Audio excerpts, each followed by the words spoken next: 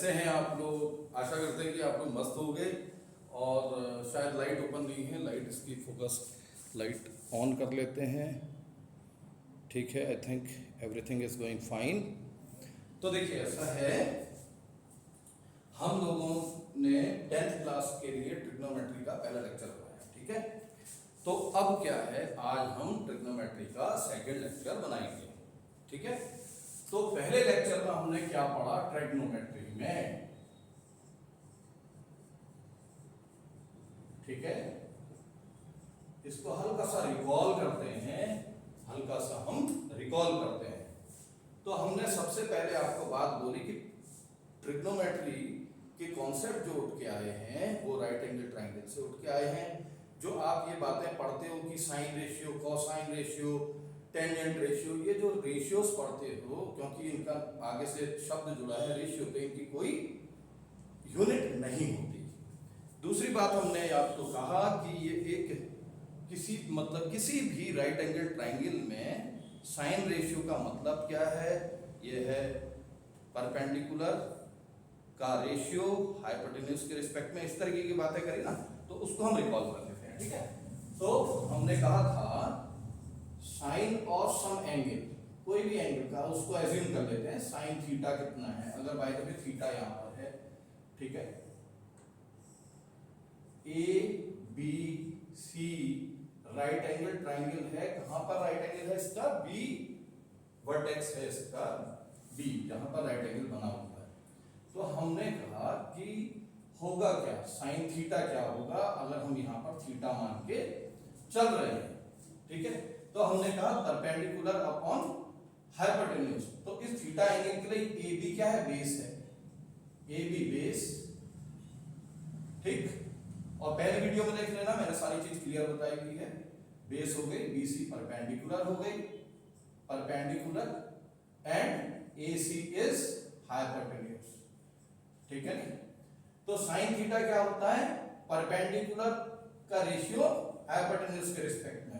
तो यहां पर आया आपका परपेंडिकुलर अपॉन हाइपोटेन्यूज, ठीक है। तो मतलब साइन थीटा की बात करेंगे तो हमारा आएगा बीसी अपॉन एसी, ठीक है, इस तरीके से। तो इसी तरीके से आप लॉजिक आप कोसाइन थीटा का लगा सकते हो, ठीक है नहीं। कोसाइन थीटा क्या हो जाएगा, base upon hypotenuse, base upon hypotenuse. तो कोसाइन थीटा कितना हो जाएगा, वो हो जाएगा आपका ए बी अपॉन ए सी, ठीक है। टेन थीटा कितना हो जाएगा, ठीक, परपेंडिकुलर अपॉन बेस। तो टेन थीटा, अब इसके लिए परपेंडिकुलर क्या है, थीटा एंगल के लिए बीसी है, बेस क्या है, ए बी है, तो ये आ जाएगा आपका। तो इसका रेसिप्रोकल क्या होता है, कोसेक, ठीक है ना। कोसेक होता है साइन का रेसिप्रोकल। तो हम लिखेंगे क्या, ए सी अपॉन बी सी, मतलब हाइपोटेन्यूज अपॉन परपेंडिकुलर। और कॉस का रेसिप्रोकल क्या होता है, सेक।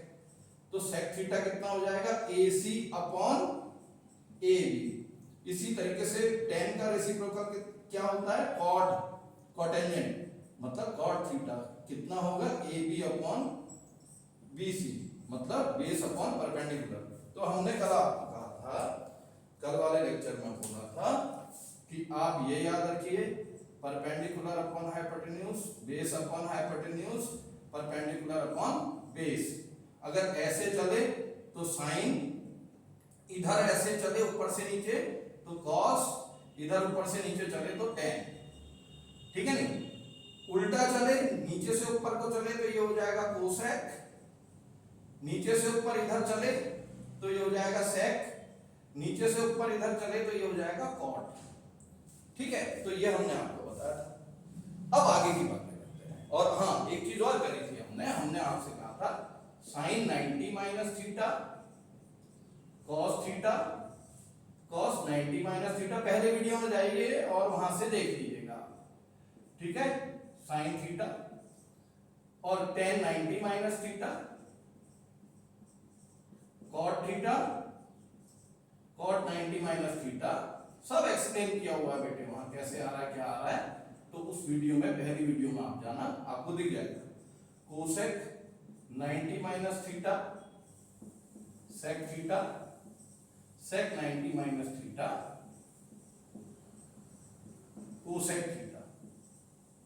तो ये चीजें थी इसमें, ठीक है। अब हम आगे बढ़ते हैं, तो इसको पॉज देते हैं और मिटाते हैं इसको, ठीक है। Now we will discuss trigonometric tables, ठीक है। तो देखिए, सपोज इस तरफ को हम ऐसे लिख रहे हैं, टी रेशियोज लिख रहे हैं, ठीक है, टी रेशियोज इस डायरेक्शन में, एंगल्स हम डाउनवर्ड लिख रहे हैं, ठीक है। तो टी रेशियोज की हम बात करेंगे, ठीक है। इधर टी रेशियो लिखेंगे किसी एंगल का, एंगल को हम डिनोट कर रहे हैं थीटा से, ठीक है। कैसे डिनोट कर रहे हैं? थीटा से डिनोट कर रहे हैं, ऊपर से नीचे एंगल चल रहा है, ठीक है। इधर साइन कोसाइन की वैल्यू, थीटा के टेन की वैल्यू, कोसेक की वैल्यू, सेकेंड की वैल्यू थीटा एंगल के लिए, और कॉटेंजेंट की वैल्यू थीटा एंगल के लिए, ठीक। अब देखिए, हम एंगल्स को कंसीडर कर रहे हैं, एंगल्स को कंसीडर कर रहे हैं यहां पर, ठीक। 0 डिग्री स्टैंडर्ड है, 30 डिग्री, 45 डिग्री, 60 डिग्री, 90 डिग्री। और जब ये आपकी एनसीईआरटी बेस्ड ट्रिग्नोमेट्री पूरी हो जाएगी, फिर हम फाउंडेशन जेईई की बेस्ड वो वाली भी ट्रिग्नोमेट्री करेंगे, जो फाउंडेशन जेईई के लिए है, ठीक है। तो इसको बने रहिएगा, वीडियो में आपको हेल्प मिलेगी कि हाँ ठीक है, पहले कॉन्फिडेंस आपका बढ़ाया जाएगा कि आपको भी आ सकता है कोई भी चीज, ठीक है। तो कई बार बच्चा सोचता मेरे बस का नहीं है, तो वो चीज हटानी है दिमाग से, ठीक है। तो सबसे पहले आप ये वाली लाइन को रट लीजिए। तो सबसे पहले आप लिखिए 0, 1/2, 1/√2, √3/2 और 1। कहने का मतलब sine 0 degree 0, sine 30 degree half, sine 45 degree 1/√2, sine 60 degree √3/2, sine 90 degree 1, ठीक है। अब हम क्या करेंगे, cos 0 डिग्री की वैल्यू क्या होगी, तो इस टेबल को उल्टा लिख दीजिए, नीचे से ऊपर लिख दीजिए, तो ये 1 हो जाएगी, और फिर ये यहां आ जाएगा √3/2, ये यहीं रहा, हाफ इधर आ गया और इधर आ गया 0।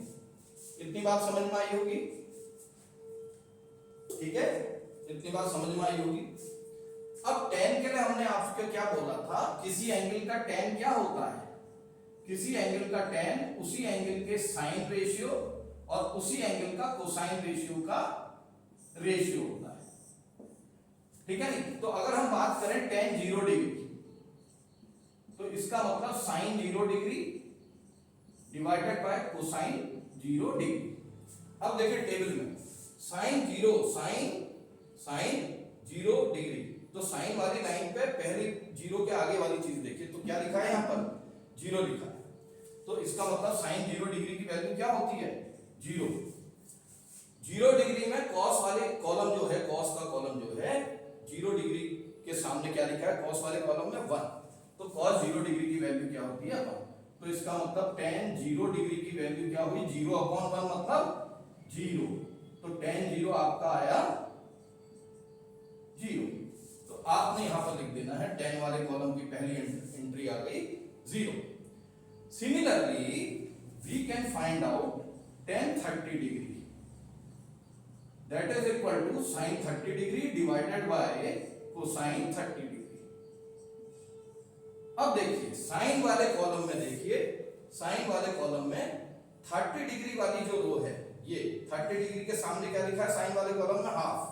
तो इसका मतलब यहां पर हम लिखेंगे हाफ डिवाइडेड बाय 30 डिग्री में सामने कोसाइन वाले कॉलम में देखिए क्या लिखा है, √3/2।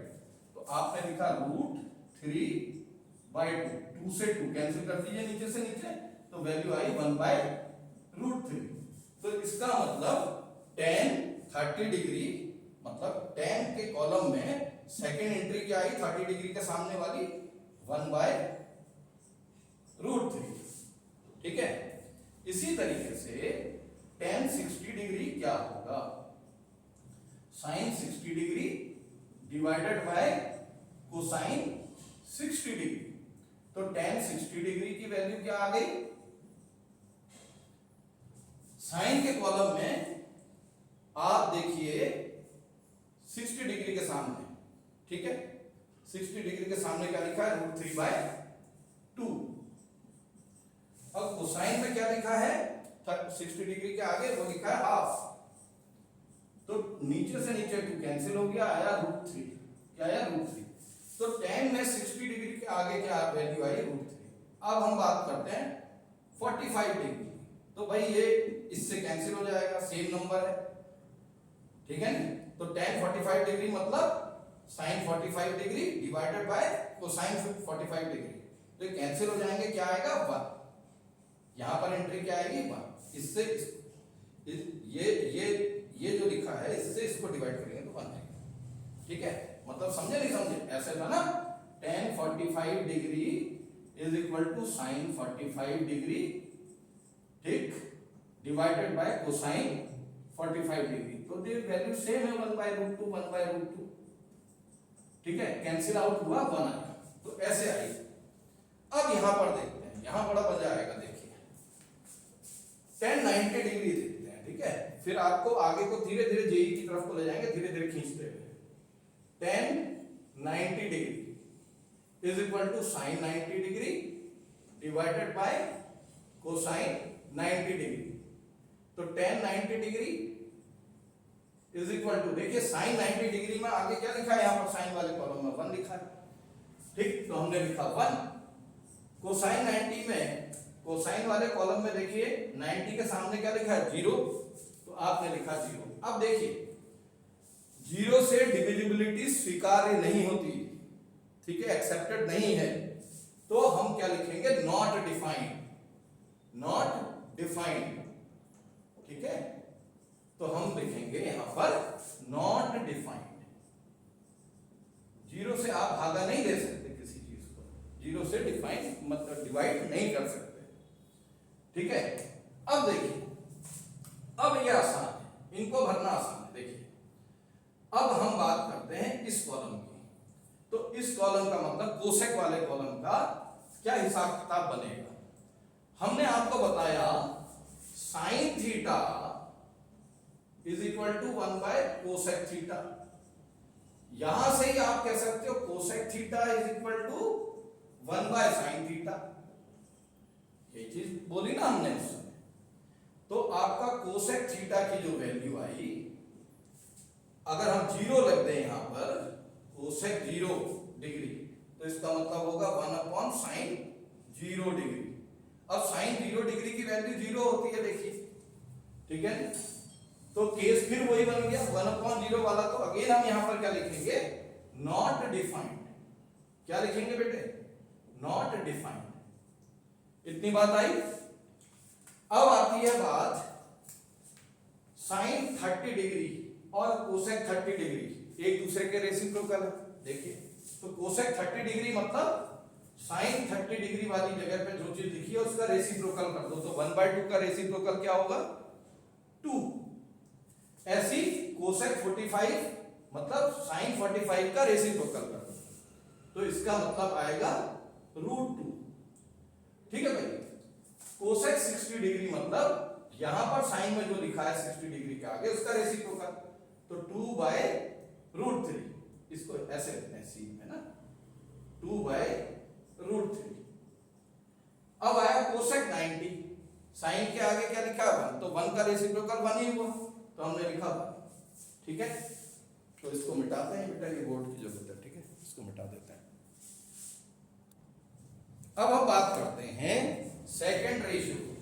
तो हमने आपको बोला था थीटा एंगल का, किसी एंगल का कोसाइन रेशियो उसी एंगल के सेकंड रेशियो का रेसिप्रोकल होता है, या हम कहें कि सेकंड रेशियो उसी एंगल के कोसाइन रेशियो का रेसिप्रोकल हुआ। ठीक है, तो इसका मतलब ये जो कॉलम आएगा वो यहां पर जो एंट्रीज लिखी हुई होंगी उनका रेसिप्रोकल होगा। तो 1 का रेसिप्रोकल, भाई कोसाइन वाले कॉलम में जो हर एंट्री का आप क्या कर दीजिए, रेसिप्रोकल कर दीजिए। तो 1 का रेसिप्रोकल 1, इसका रेसिप्रोकल 2/√3, इसका रेसिप्रोकल √2, इसका रेसिप्रोकल 2। अब 0 का रेसिप्रोकल क्या हो जाएगा, 1/0। ठीक है नहीं, तो sec 90 मतलब 1/cos 90। तो इसका मतलब केस बन गया, इसका मतलब sec 90 is equal to 90 degree is equal to 1/0। 1/0, 0 का रेसिप्रोकल 1/0। और ये चीज मैंने आपको पहले ही बताई, 0 से डिविजिबिलिटी डिफाइन नहीं होती, तो हम यहां पर लिखेंगे नॉट डिफाइंड।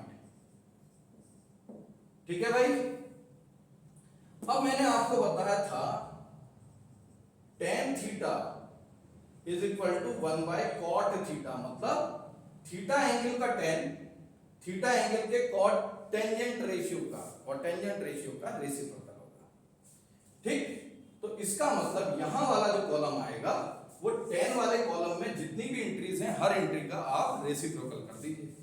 तो अगेन यहां पर क्या बना, 1/0 हो गया ये बेटा, इसका रेसिप्रोकल करेंगे तो अगेन नॉट डिफाइंड, क्या आया, नॉट डिफाइंड। √3 आ जाएगा इसका, देखिए 1/√3 का रेसिप्रोकल क्या आएगा, √3 पर गया 1 नीचे तो √3। ठीक, 1 का रेसिप्रोकल 1, √3 का रेसिप्रोकल 1/√3। अब देखिए यहां पर लिखा नॉट डिफाइंड, तो 1/नॉट डिफाइंड, मैंने आपको कहा था 1/0 इक्वल टू नॉट डिफाइंड। तो इसका मतलब आप ऐसे ले सकते हैं, इसको नीचे ले जाइए, 0 इधर आ जाएगा, 1/नॉट डिफाइंड इज इक्वल टू 0, ऐसा कर सकते हो। तो यहां पर एंट्री आएगी 0। ठीक है भाई, आ गई बात समझ में। तो अब इसको फिर मिटाते हैं, अब क्वेश्चंस में आते हैं एक्सरसाइज के। ठीक है भाई, तो देखिए स्टूडेंट्स, एक्सरसाइज 8.1 क्वेश्चन नंबर 1 है। ठीक है, यहां पर क्या कहता है, राइट एंगल ट्राइंगल एबीसी दिया हुआ है। ठीक है, और उसका राइट एंगल कहां पर बना है, बी पॉइंट पे। तो बी वर्टेक्स पे ये राइट एंगल बना हुआ है इसका। ये ट्राइंगल की सिचुएशन कुछ ऐसी है। ठीक है, ए बी सी, यहां पर ये राइट एंगल इसका बना हुआ है। अब वो कहता है ए बी की लेंथ 24 सेंटीमीटर है, ये 7 सेंटीमीटर है बीसी। अब वो कहता है ए एंगल का साइन पता करिए, कॉस ए एंगल का कोसाइन, सी एंगल का साइन, सी एंगल का कोसाइन। ठीक है, तो मैं आपको सजेस्ट करूंगा सबसे पहले ट्राइंगल को कंप्लीट करिए, मतलब ट्राइंगल की तीनों ही साइड आप अपने हाथों में पता कर लीजिए। तो कैसे आएगा भाई, हम सबसे पहले पाइथागोरस थ्योरम अप्लाई करेंगे यहाँ। ठीक है, तो आप सॉल्यूशन में कैसे लिखेंगे, देखिए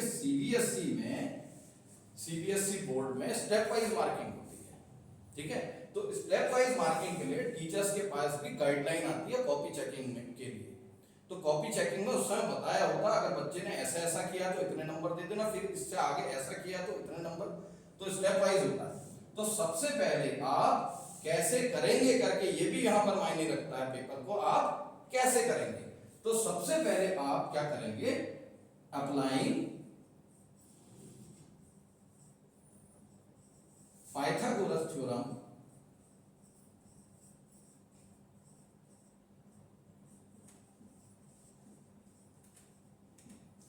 टू ट्राइंगल एबीसी।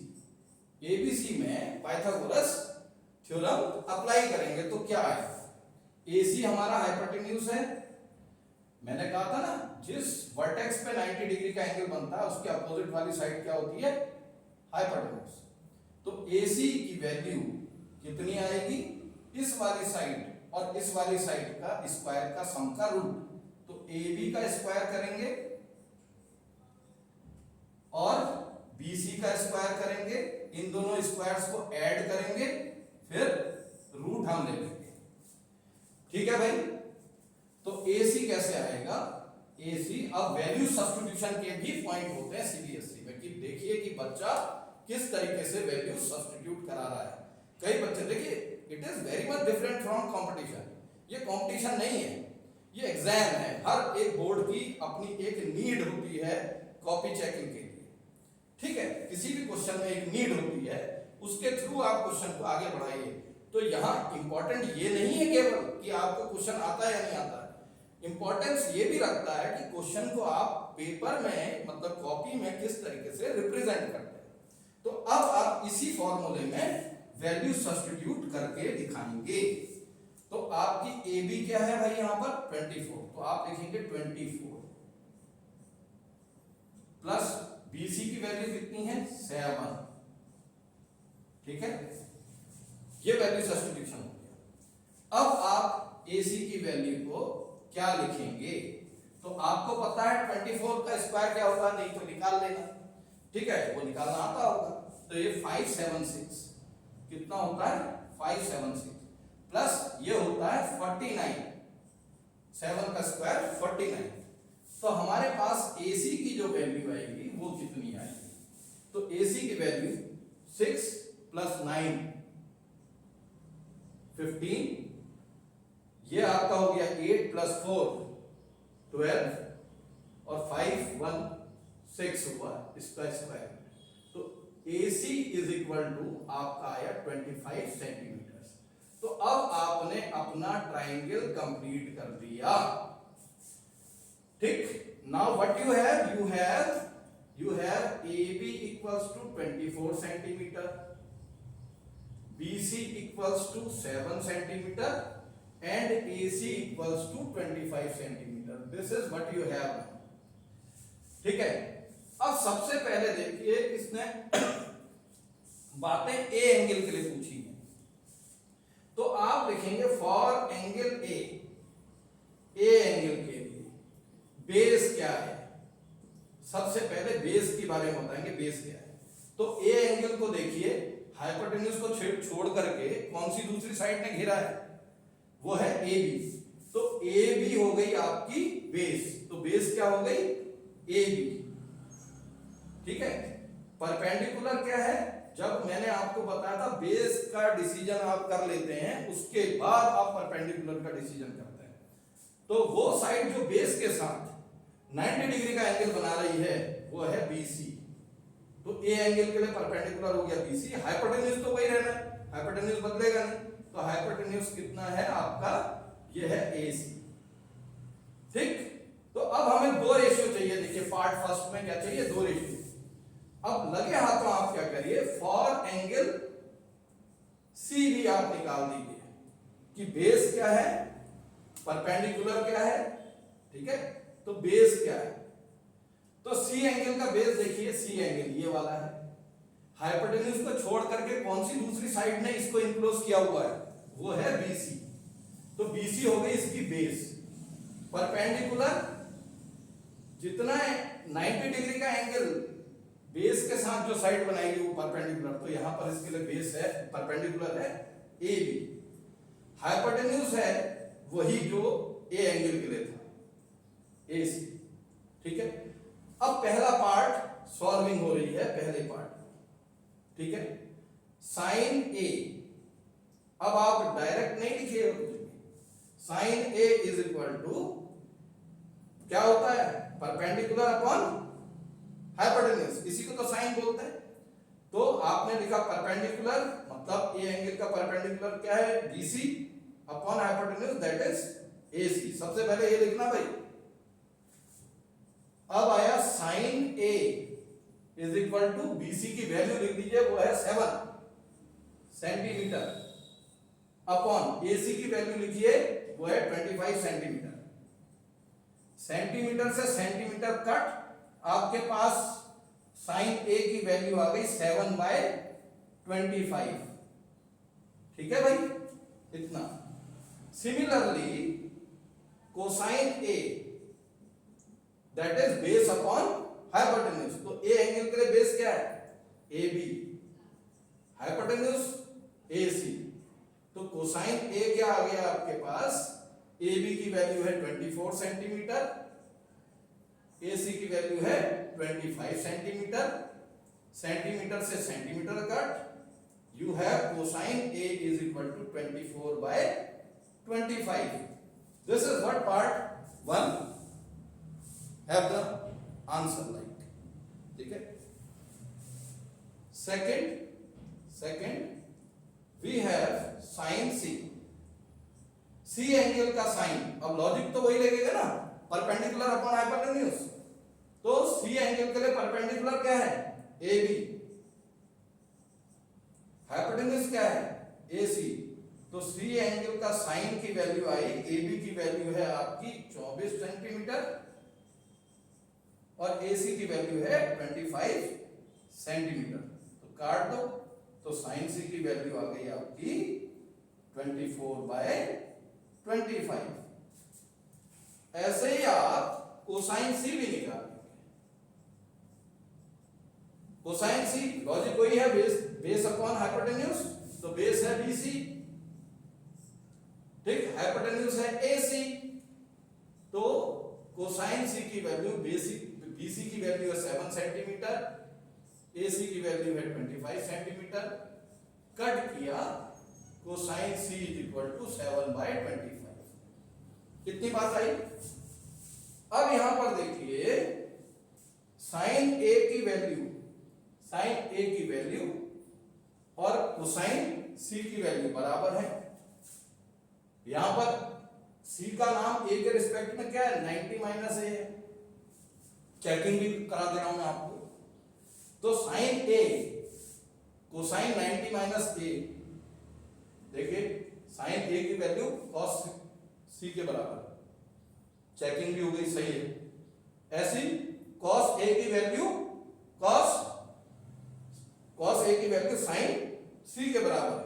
देखिए कॉस A की वैल्यू ये आई और साइन C की वैल्यू ये आई, बात सही है, ठीक है, चेक हो गई। तो अब हम इसको पॉज करते हैं, अगले क्वेश्चन में आते हैं। Now we will discuss second question of the exercise 8.1, ठीक है। तो यहां पर देखिए, यहां पर भी ये ट्रायंगल अधूरा है और हमें पक्का है कि इस साइड की भी जरूरत पड़नी ही पड़नी है, तो हम ट्रायंगल को पहले कंप्लीट करते हैं, ठीक है। तो आप लिखेंगे सॉल्यूशन किस तरीके से करेंगे इसकी, ठीक है। In the given figure in triangle PQR ऐसे भी लिख सकते हैं, angle Q is equal to 90 degree, ठीक है, PQ equals to 12 centimetre, PR equals to 13 centimetre. तो मैं आपको बिल्कुल वैसे ही करना सिखा रहा हूं जो बोर्ड में टीचर कॉपी चेकिंग करते वक्त आपकी कॉपी देखना चाहता है, जिस तरीके से, ठीक है। तो आपने सबसे पहले जो गिवन था उसको लिख लिया, ठीक। Again you will have to write applying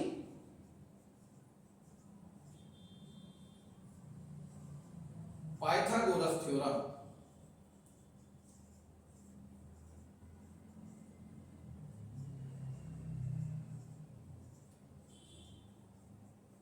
to triangle PQR, ठीक है। तो अब आप देखिए ये 90 डिग्री था, तो राइट एंगल ट्रायंगल है, तो लगा सकते हो पाइथागोरस, ठीक है। तो यहां से QR की जो वैल्यू है वो कितनी आएगी? हाइपोटेन्यूज के स्क्वायर से, मतलब PR के स्क्वायर से हम PQ का स्क्वायर सब्ट्रैक्ट करके रूट ले लेंगे। अब हमने क्या दिखाना है? वैल्यू सब्स्टिट्यूशन दिखाना है कि आपने वैल्यूज कैसे सब्स्टिट्यूट कराई। तो QR की वैल्यू कितनी आई? QR is equals to root of PR that is 30, direct मत लिखिए कुछ भी, इट इज बोर्ड्स, ठीक है, minus PQ that is 12 whole square. हम भी जब अपनी कोचिंग के बच्चों की कॉपी चेक करते हैं तो हम उनको यही बताते हैं कि बेटा आपको जितना आता है वो ठीक है, लेकिन कैसे आपने रिप्रेजेंट करना कॉपी में ये भी तो सीखिए। पता चला आप घर में कह रहे हो कि मैं तो 80 में से 80 का पेपर करके आया, और पता चला नंबर आ गया आपके 55 57। तो किस वजह से होता है? क्योंकि आप उसको नीड के हिसाब से सॉल्व नहीं करते हैं, ठीक है। तो Q R is equal to, cutting percentage रो की आपने, इज इक्वल टू 13 का स्क्वायर होता है 169, 12 का स्क्वायर 144। तो क्यू आर की वैल्यू कितनी आई? रूट ऑफ 9 में से 4 सब्ट्रैक्ट किया 5, 6 में से 4 सब्ट्रैक्ट किया 2, तो दैट इज 25। तो आपके पास क्यू आर की वैल्यू आ गई कितनी? 5 सेंटीमीटर। तो आपने यहां पर फिगर कंप्लीट करके लिख दीजिए 5 सेंटीमीटर अगर फिगर बनाइए, ठीक है भाई। अब आपको जो फाइंड करने के लिए कहता है वो लिख दीजिए टू फाइंड, ठीक है नहीं, जो आपने फाइंड करना है वो लिख दीजिए। इसके बाद ये लिखिएगा नीचे, आपकी तो कॉपी वैसे ही होगी ना, तो हम तो बोर्ड है तो ऐसे लिख रहे हैं। तो टू फाइंड आपने लिखा टू फाइंड। टू फाइंड में क्या है? आपने मालूम करना है tan p minus cot r, ठीक है। तो सबसे पहले आप P एंगल के लिए बेस क्या है, परपेंडिकुलर क्या है, ये चीजें लिखेंगे। तो आपने लिखा for angle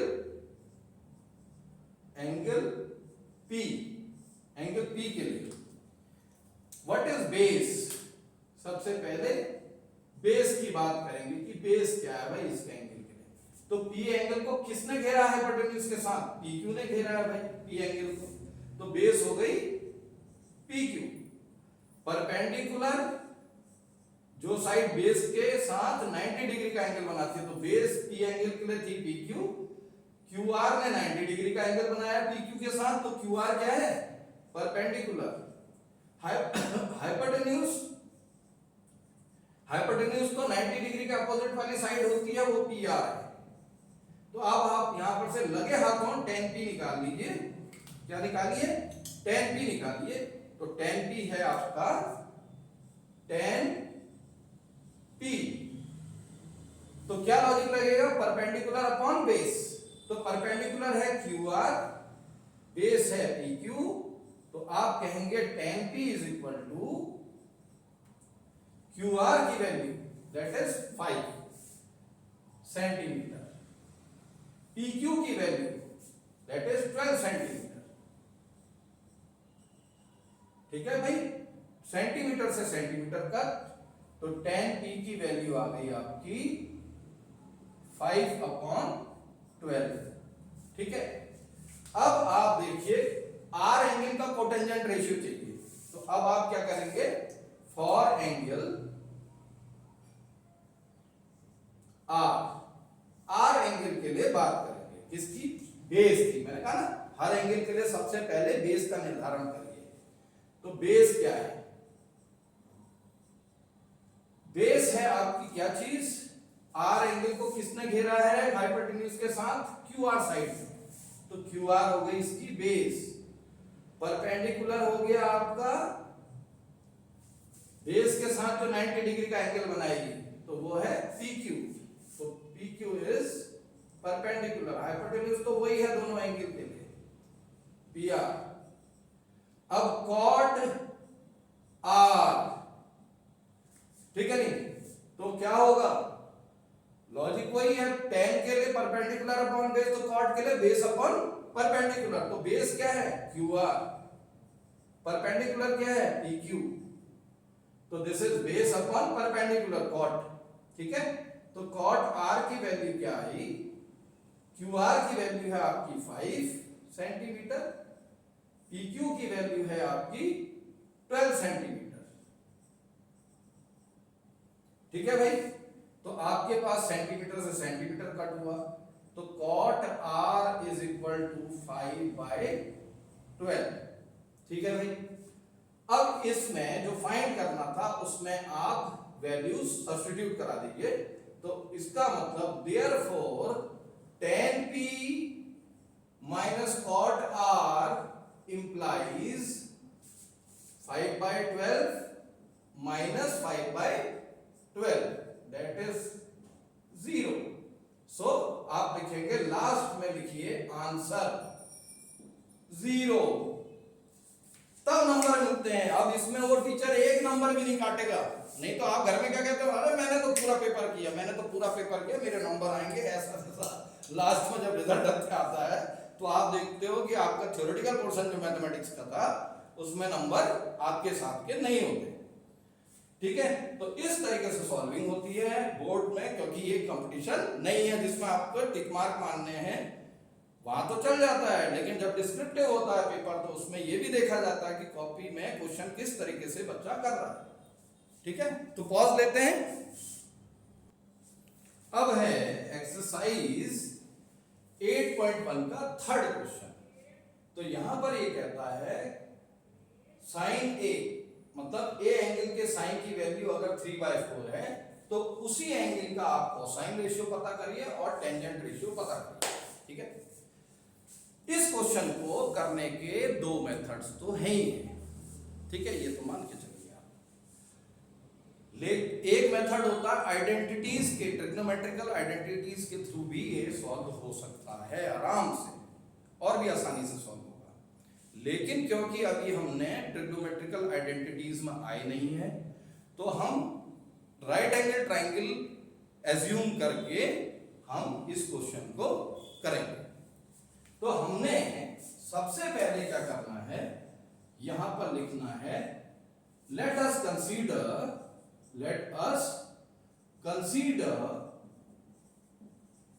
a right angle triangle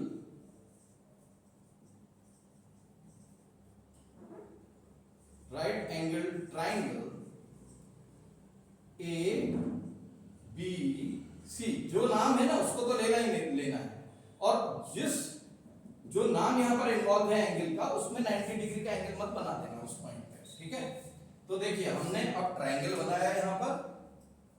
ठीक, ये ट्राइंगल बना रहे हैं हम, right angle triangle.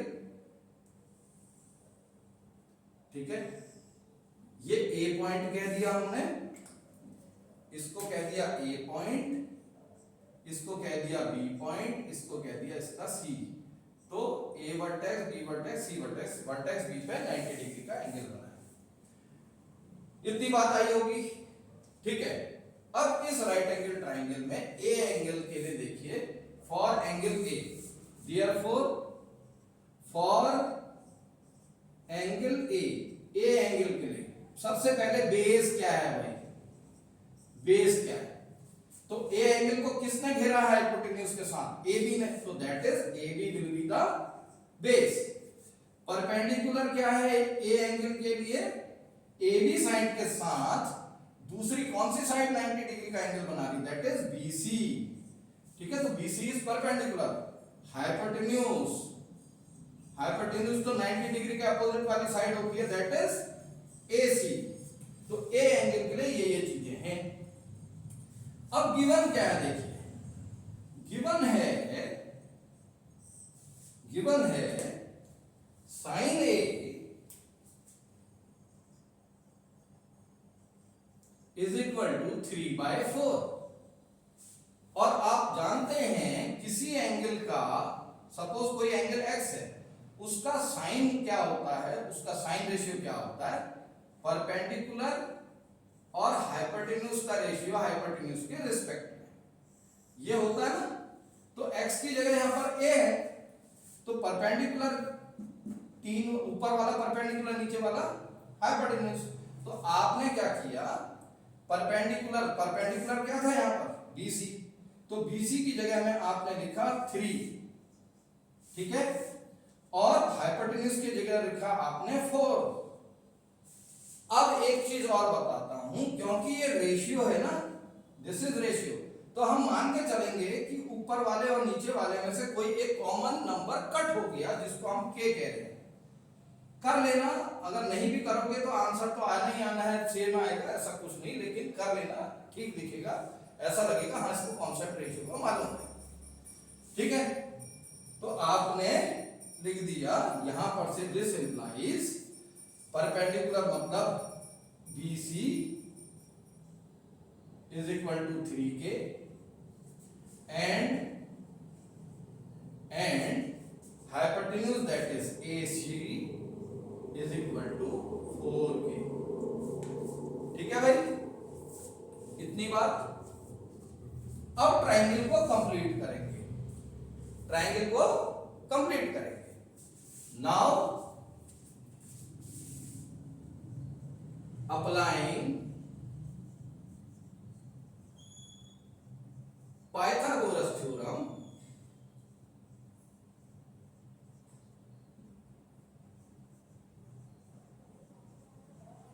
To triangle ABC, ठीक है नहीं। अब पाइथागोरस थ्योरम अप्लाई करेंगे तो क्या होगा, हाइपोटेन्यूज है AC और ये है आपका परपेंडिकुलर और है ये बेस, तो बेस की वैल्यू क्या आएगी, AB की हाइपोटेन्यूज के स्क्वायर में से BC का मतलब परपेंडिकुलर का स्क्वायर घटाएंगे और उसका रूट ले लेंगे, ठीक है। फिर मैंने वही बात कही थी, वैल्यू सब्स्टिट्यूशन, ठीक है। तो AB is equal to root of AC square मतलब 4K का whole square minus BC square का मतलब 3K का होल स्क्वायर। तो AB is equal to root of, अब ये स्क्वायर 4 के लिए भी होगा, K के लिए भी होगा, तो 4 का स्क्वायर मतलब 16, K का स्क्वायर मतलब K स्क्वायर माइनस 3 का स्क्वायर मतलब 9, K का स्क्वायर मतलब K स्क्वायर। तो AB is equal to root of, अब यहां पर से और यहां पर में से आपने K स्क्वायर कॉमन ले लिया, रूट के भीतर ही चल रहा है मामला, तो यहां बचा 16, फिर है माइनस और यहां बचा 9, तो AB is equal to root of 16 में से 9 सब्ट्रैक्ट करोगे तो कितना बचेगा, ठीक है नहीं, 9 घटा दिया 7 बचेगा, तो 7 है ना, ये है 16, ये है 9, ठीक है नहीं, तो ये ठीक, तो आपका हुआ कितना 7K स्क्वायर, ठीक है। तो AB is equal to root 7 से तो हटा ही नहीं, लेकिन K स्क्वायर का रूट लेंगे तो K आएगा, इतनी आई बात, ठीक है। तो आपने इसका मतलब ट्राइंगल कंप्लीट कर दिया, ये आ गया अब रूट 7K, ठीक है भाई, इतनी बात आ गई, ठीक है। तो अब हम आगे चलते हैं, ठीक। तो हमारा ट्राइंगल कंप्लीट, अब हमसे पूछा क्या, cosine A tan A, therefore cosine A is equal to, वो होता है बेस अपॉन हाइपोटेन्यूज, तो बेस है क्या, base is AB, A angle, base is AB, hypotenuse is AC, तो आपने लिखा cosine A is equal to AB की वैल्यू रूट 7K, ठीक है नहीं भाई, इसको आप सेंटीमीटर या कुछ भी, आपको कुछ दिया तो है नहीं तो यूनिट तो लिख के कोई फायदा नहीं है, ठीक है नहीं। अब आप देखिए AC की वैल्यू क्या है 4K, तो K से K कैंसिल हो गया, आपका आया cosine A is equal to root 7/4, ठीक। Similarly you can find out tangent of A, तो वो होता है परपेंडिकुलर अपॉन बेस, तो परपेंडिकुलर क्या है A एंगल के लिए BC, बेस क्या है AB, तो आपके पास आया tangent of A is equal to BC की वैल्यू है आपकी BC 3K, यह है BC की वैल्यू, और AB की वैल्यू है आपकी रूट 7K, ठीक है। तो K से K कैंसिल हुआ, तो tan A की वैल्यू आई आपके पास 3/√7, इतनी बात। लेट मी चेक, ठीक है। तो ये था परपेंडिकुलर अपॉन हाइपोटेन्यूज, ठीक है। यहां से हमने निकाला इसको, तो परपेंडिकुलर आपका हाइपोटेन्यूज का square 16K square 9K square, और यहां से आएगा 16 माइनस 9 मतलब 7√7K, ठीक है। तो साइन मतलब आपका आया, ये साइन पहले तो साइन निकालना नहीं, कोसाइन था, कोसाइन A मतलब बेस अपॉन हाइपोटेन्यूज, तो बेस था आपका AB और हाइपोटेन्यूज है AC, तो AB की वैल्यू आपकी √7K, AC की वैल्यू है आपकी 4K, तो आंसर ये। और ऐसी tan का परपेंडिकुलर अपॉन बेस, परपेंडिकुलर है आपका BC और बेस है आपकी AB, तो BC की वैल्यू है आपकी 3K और AB की वैल्यू है √7K। ठीक है, तो आपका है 3/√7, दिस इज द आंसर। ठीक है, next, now giving pause to the video. Now exercise 8.1 question number 4। तो इसमें वे क्या कहता है 15 cot A एंगल का जो कॉट है उसका 15 टाइम्स 8 के इक्वल है। तो कहता है तब आप क्या करिए, ए एंगल का साइन निकालिए, ए एंगल का सेकंड रेशियो भी निकालिए। ठीक, तो किस तरीके से करेंगे, आप लिखेंगे सॉल्यूशन। ठीक है, आप लिखेंगे because 15 cot A is equal to 8, this implies cot A is equal to 8। अब देखिए 15 cot A के साथ क्या है, मल्टीप्लिकेशन में है तो राइट हैंड साइड में जाएगा, तो डिवीजन के उसमें जाएगा। हम इतनी बेसिक वीडियो क्यों बना रहे हैं, क्योंकि आप लोग 2 साल घर में बैठे हो, हमें भी पता है वो पढ़ाई उतनी ढंग से नहीं हो पाई, इसीलिए आपको हम बिल्कुल बेसिक मानते, बेसिक के हिसाब से चल रहे हैं कि हो सकता है बच्चे को कई चीजें दिक्कत आती हो कि ये चीज उधर जाएगी तो कैसे होगा, सब्ट्रैक्ट होगा या डिवीजन में जाएगा, क्या होगा। ठीक है, तो अब आप देखिए ये cot A की वैल्यू आ गई। अब आप एक ऐसा राइट एंगल ट्रायंगल एज्यूम करिए जिसमें एक एक्यूट एंगल का नाम A हो। तो आपने क्या करना है, आपने एक राइट एंगल ट्रायंगल कंसीडर किया। ठीक है, राइट एंगल ट्रायंगल कंसीडर किया। ठीक, यहां पर नाम A दे दिया क्योंकि A एंगल का कॉट दे रखा, अब दूसरे नाम कुछ भी दीजिए चल जाएगा, तो हम BC दे रहे हैं। ठीक है भाई, इतनी बात। ठीक, तो आप लिखेंगे late us consider a right angled triangle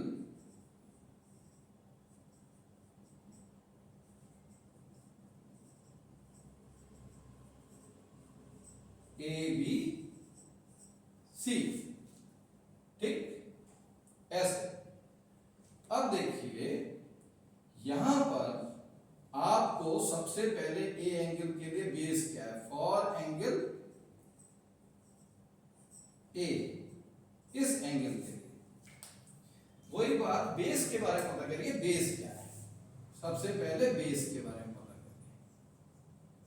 ठीक है, तो ए एंगल को हाइपोटेन्यूज के साथ ए बी साइड में घिरा हुआ है, तो ए बी तो हो गई भाई बेस, परपेंडिकुलर हो गया। ठीक है, परपेंडिकुलर हो गया आपका BC, हाइपोटेन्यूज ये हो गया आपका AC। तो इतनी बातें हैं। ठीक, अब दिया क्या है, ए एंगल का कॉट दिया है। Now cot A is equal to 8/15। अब cot क्या होता है, tan का रेसिप्रोकल होता है ना, tan होता है आपका परपेंडिकुलर अपॉन बेस, तो ये क्या है, बेस अपॉन परपेंडिकुलर। तो ये क्या है, हम जानते हैं cot किसी एंगल का जो cot होता है वो होता है बेस अपॉन परपेंडिकुलर।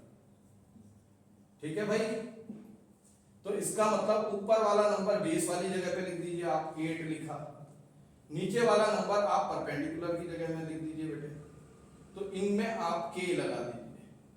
ठीक, तो आप डायरेक्टली लिख दीजिए, आप this implies AB is equal to 8K। ठीक है, and BC is equal to 15K। ठीक है भाई, ये क्या हुआ 15, दिस इज 15 ना, 15K। ठीक, अब हम ट्रायंगल कंप्लीट करेंगे। ठीक है, नाउ अप्लाइंग पाइथागोरस थ्योरम।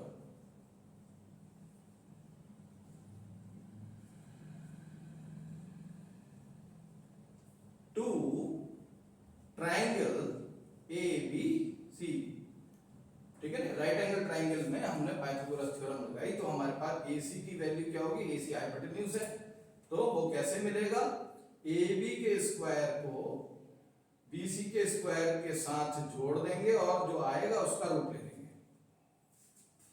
तो इसका मतलब AC की वैल्यू क्या हो गई, अब वैल्यू सब्स्टिट्यूशन दिखाना है, तो AB की जगह में आपने लिखा 8K इसका होल स्क्वायर, प्लस BC की जगह लिखा आपने 15K इसका होल स्क्वायर, ठीक है भाई। तो ये सब चीज रूट के भीतर है। तो अब आप लिखेंगे AC is equal to root of 8 में 8 का स्क्वायर मतलब 64, K का स्क्वायर K स्क्वायर, प्लस 15 का स्क्वायर 2 to 5 और K का स्क्वायर, ठीक है। तो AC is equal to, now within the root you take K square common and you are left with 64 here, then plus 2 to 5 in the second term.